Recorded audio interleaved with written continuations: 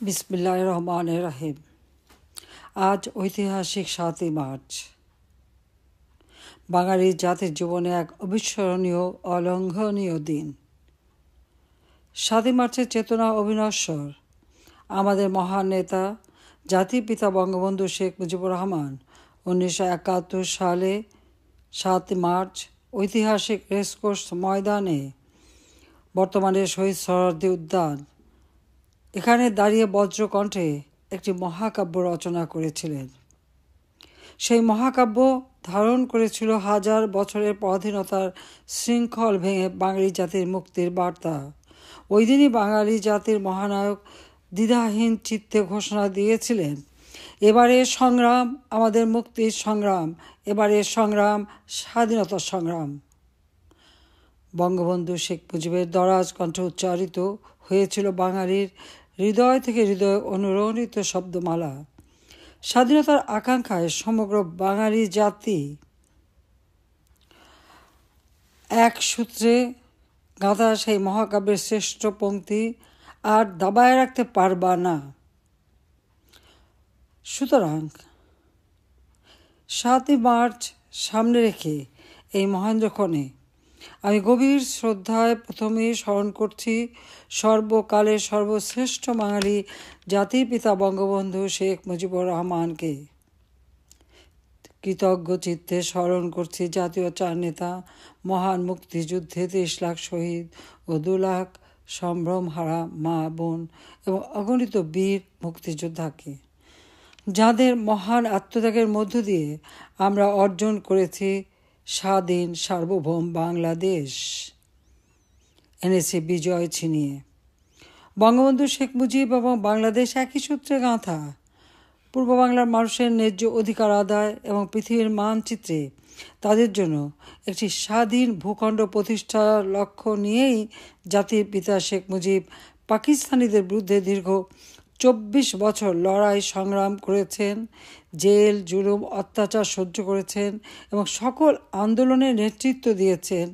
একমাত্র তিনিই ছিলেন হাজার বছরের শোষিত বঞ্চিত বাঙালিদের মধ্যে সবচেয়ে বলিষ্ঠ কণ্ঠস্বর।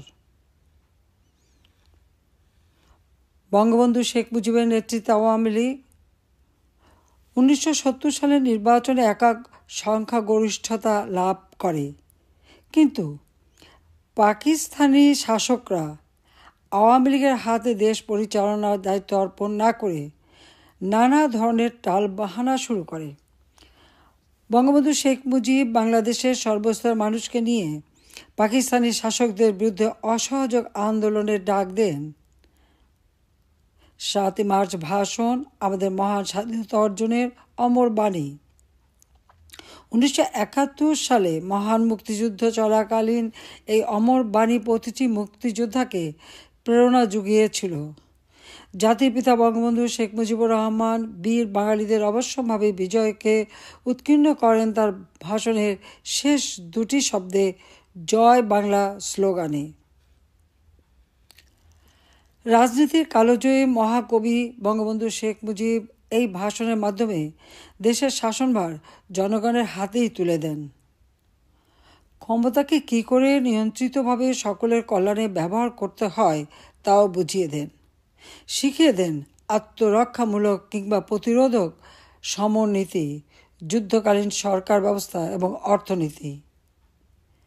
সেই মর্মস্পর্শী বর্জনীনাদ ৭ কোটি বাঙালির হৃদয়কে বিদ্যুৎ গতিতে আবিষ্ট করেছিল। একটি ব্রিটিশ পত্রিকা বঙ্গবন্ধু ভবনকে 10 নম্বর ডাউনিং স্ট্রিটের সঙ্গে তুলনা করেছিল। ৭ই মার্চের ভাষণ শুনে ঢাকায় রাষ্ট্রপতির বাসভবনে বাঙালি বাবুর্চি অসহযোগ আন্দোলন করেছিল এবং পাকিস্তানের প্রেসিডেন্ট ইয়াহিয়া খান তখন ঢাকায়, তার জন্য রান্না করা বন্ধ করে দিয়েছিল। 32 নম্বর বাড়িতে টেলিফোন করে সেখান থেকে অনুমতি নিয়েই কিন্তু তারা সেখানে কাজ করেছিল। জাতির পিতা বঙ্গবন্ধু শেখ মুজিব তার এই অসহযোগ আন্দোলনে এবং ৭ই মার্চের ভাষণে প্রতিটি মানুষকে নির্দেশ দিয়েছিলেন ঘরে ঘরে দুর্গ গড়ে তোলো, তোমাদের যার যা কিছু আছে তাই নিয়ে শত্রু মোকাবেলা করতে হবে। তিনি আরও বলেছিলেন, আমি যদি হুকুম দেবার নাও পারি তাহলে রাস্তাঘাট যা কিছু আছে সব বন্ধ করে দেবে। পাকিস্তানি হানাদার বাহিনী 1971 সালের 25শে মার্চ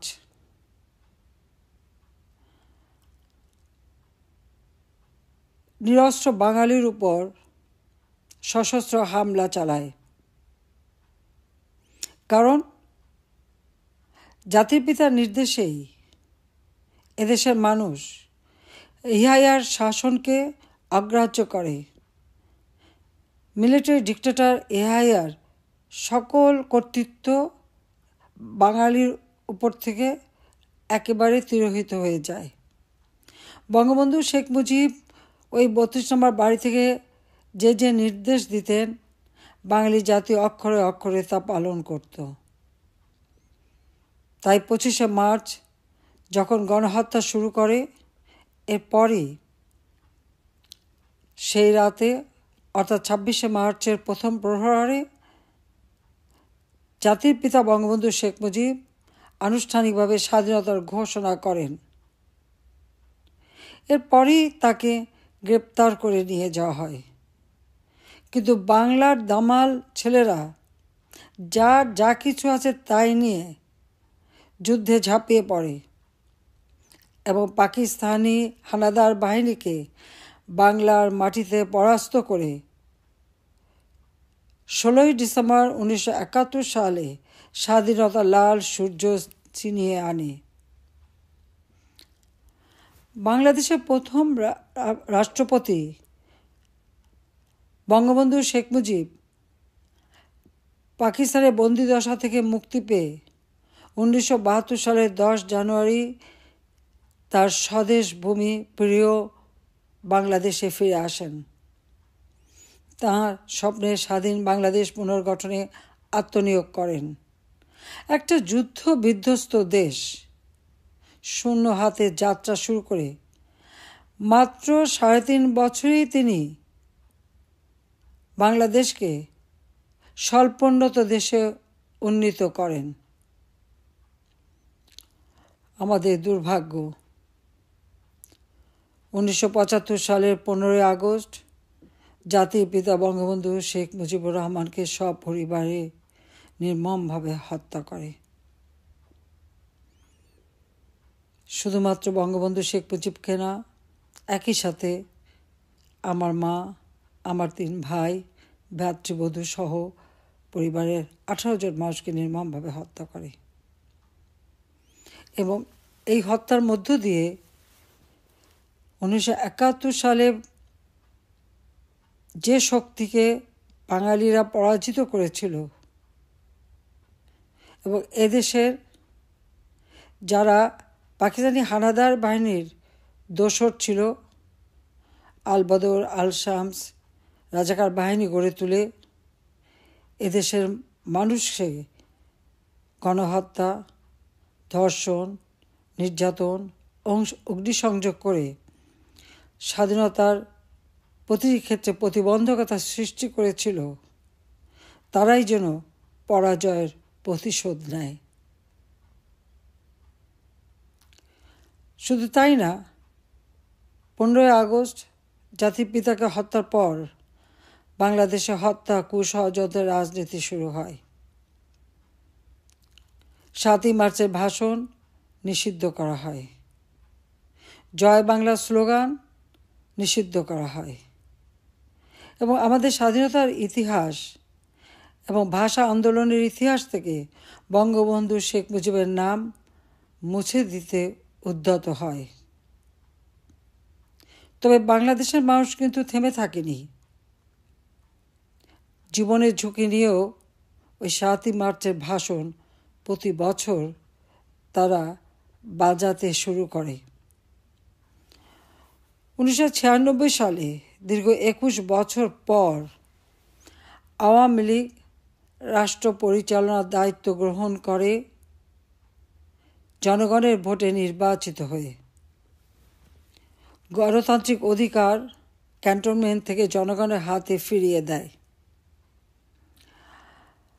জাতিপিতা বঙ্গবন্ধু শেখ মুজিবুর রহমানের খুনিদেরকে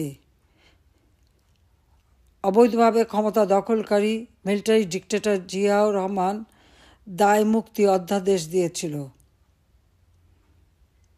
এবং যুদ্ধাপরাধীদের যে বিচার শুরু হয়েছিল সেই বিচার বন্ধ করে দিয়ে তাদেরকে মুক্ত করে দিয়েছিল। কিন্তু আওয়ামী লীগ ক্ষমতা আসার পর বঙ্গবন্ধু শেখ মুজিবুর রহমানের হত্যাকারী এবং যুদ্ধাপরাধীদের বিচার শুরু করে এবং এই বিচারের মধ্য দিয়েই বাংলাদেশে বিচারহীনতার যে কালচার শুরু হয়েছিল তা বন্ধ হয়ে যায়। ন্যায় বিচার প্রতিষ্ঠা হয় বাংলাদেশে, দেশে আইনের শাসন প্রতিষ্ঠা হয়, জাতি গ্লানিমুক্ত হয় এবং আমরা বিশেষ করে আওয়ামী লীগ সরকার সংবিধান সংশোধনের মধ্য দিয়ে ঐতিহাসিক ৭ই মার্চের ভাষণকে সংবিধানের ১৫০(২) অনুচ্ছেদে ৫ম তফসিলে অন্তর্ভুক্ত করি। স্বাধীনতার ঘোষণাপত্র যেটা ১৯৭১ সালে ১৭ এপ্রিল মুজিবনগরে যেটা পাঠ করা হয়েছিল, গ্রহণ করা হয়েছিল, সেই ঘোষণাপত্র আমরা সংবিধানে সংযুক্ত করি, কারণ এটা একটা ঐতিহাসিক দলিল। ৭ই মার্চের ভাষণ, এই ভাষণ বাঙালি জাতিকে উদ্বুদ্ধ করেছিল। ২০১৩ সালে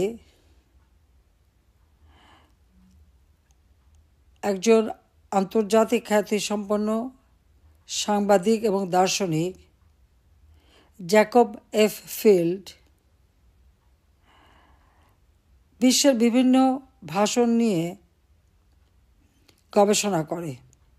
প্রায় ২.৫ বছরের বিশ্বসেরা জনগণকে উদ্বুদ্ধকরণের ক্ষেত্রে সরকারি, বেসরকারি অথবা সামরিক যত নেতৃত্বের ভাষণ দেওয়া হয়েছিল সেগুলি নিয়ে গবেষণা করে তিনি একটি সংকলন তৈরি করেন। সেই সংকলনটির নাম দিয়েছিলেন we shall fight on the beaches, the speeches that inspired history. এই সংকলনে জাতির পিতা বঙ্গবন্ধু শেখ মুজিবের ৭ই মার্চের ভাষণ অন্যতম শ্রেষ্ঠ ভাষণ হিসেবে অন্তর্ভুক্ত হয় এবং জাতিসংঘে ইউনেস্কো ২০১৭ সালের ৩০শে অক্টোবর এই ভাষণকে বিশ্ব প্রামাণ্য ঐতিহ্য দলিলে স্বীকৃতি প্রদান করে। শুধু তাই নয়, ইউনেস্কো মনে করে এই ভাষণটির মাধ্যমে জাতির পিতা প্রকারান্তরেই বাংলাদেশের স্বাধীনতা ঘোষণা করেছিলেন। জাতির পিতা বঙ্গবন্ধু শেখ মুজিবের ঐতিহাসিক ৭ মার্চের ভাষণের বিশ্ব স্বীকৃতি আজ বাঙালি জাতির জন্য এক বিরল সম্মান ও গৌরবের স্মারক।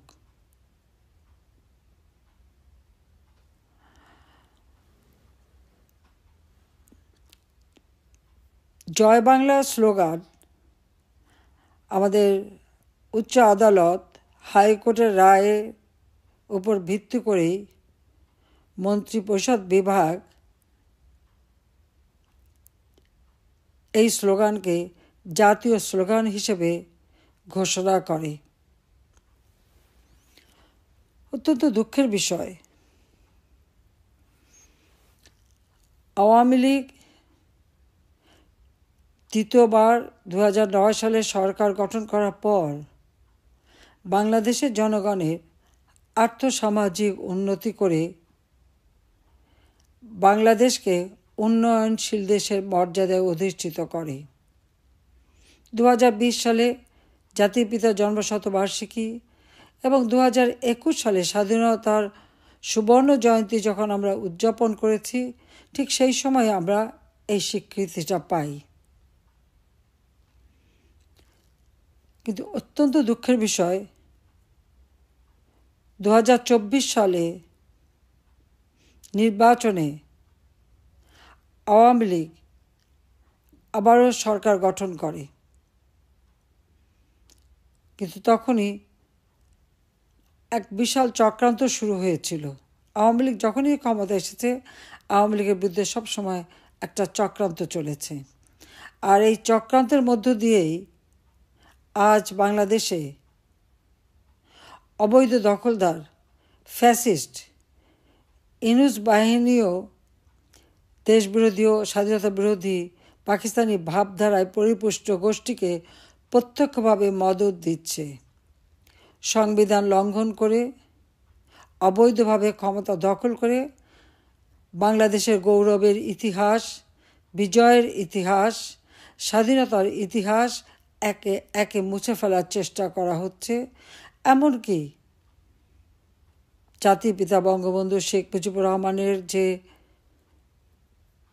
বাসভবন ধানমন্ডি 32 নম্বর সড়কে, যেখান থেকে জাতির পিতা বঙ্গবন্ধু শেখ মুজিব স্বাধীনতার ঘোষণা দিয়েছিলেন, আর যে বাড়িতে তাকে নির্মমভাবে হত্যা করা হয়, যে বাড়িটি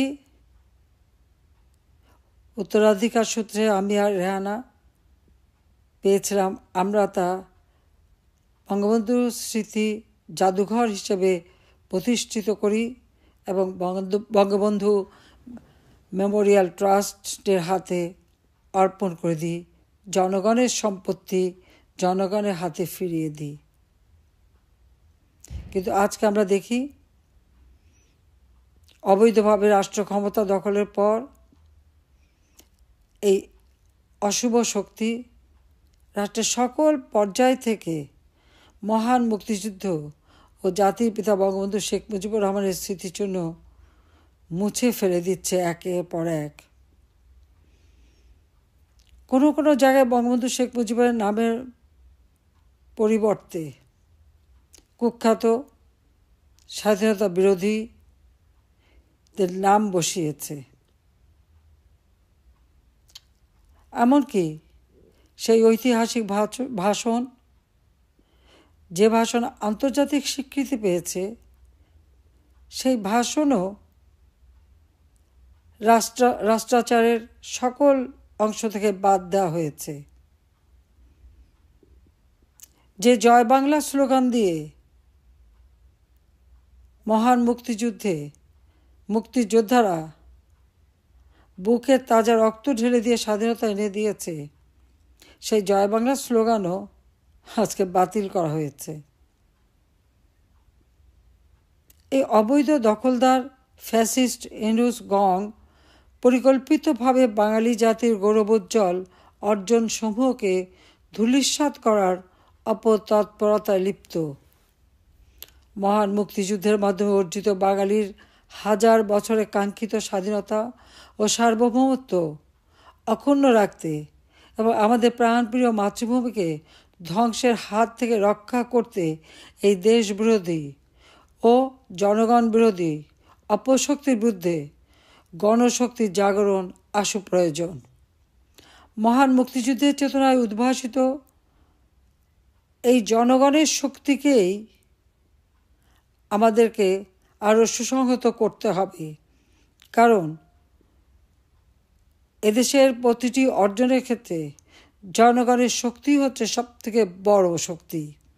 কাজে এই গণশক্তিকে রক্ষে সাধ্য কারও নেই।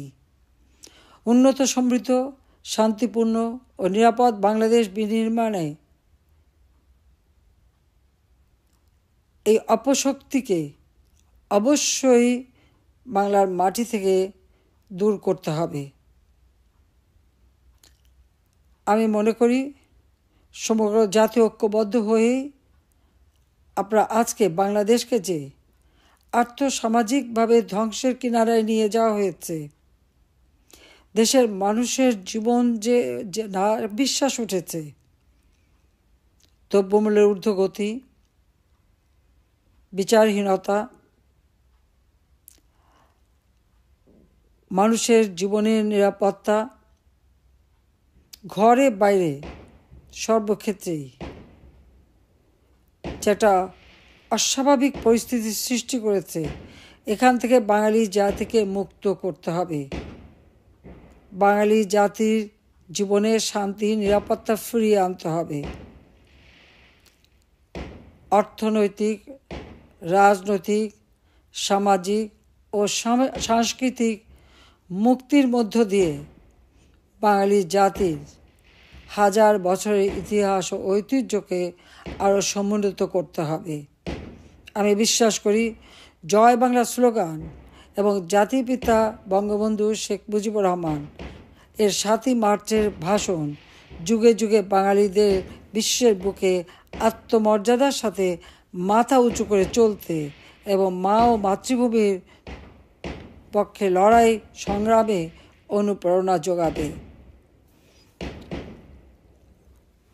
আমি তাই সমগ্র বাঙালি জাতিকে এই আহ্বানই জানাবো যে ইতিহাস বিকৃতির মধ্য দিয়ে বাঙালির যে অর্জনগুলি একে একে নস্যাৎ করবার চক্রান্ত করে যাচ্ছে, তার বিরুদ্ধে সকলকে রুখে দাঁড়াতে হবে। আসুন আমরা মহান মুক্তিযুদ্ধে আমরা যে বিজয় অর্জন করেছি, বিজয়ী জাতি হিসেবে মাথা উঁচু করে চলার জন্য আমাদের তরুণ সমাজ, আমাদের দেশের আবাল বৃদ্ধ বনিতা সকলকেই আমি আহ্বান জানাচ্ছি। আমাদের দেশের মর্যাদা আন্তর্জাতিকভাবে স্বীকৃতি পাক, সেটাই আমরা চাই।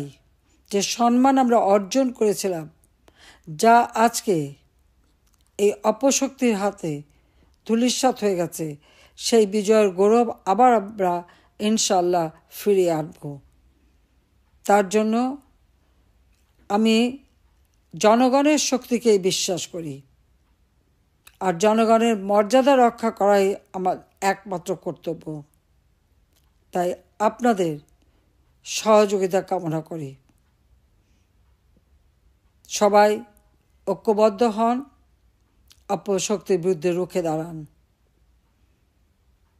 7ই মার্চের ভাষণে জাতির পিতা যে পথ আমাদের দেখিয়ে দিয়ে গেছেন, সেই পথ ধরেই আমাদেরকে গণতন্ত্র ফিরিয়ে এনে অর্থনৈতিক মুক্তি অর্জনের মধ্য দিয়ে আমাদের দেশকে আবার এগিয়ে নিয়ে যেতে হবে। ইনশাল্লাহ জনগণের জয় হবেই। জয় বাংলা, জয় বঙ্গবন্ধু, বাংলাদেশ চিরজীবী হোক।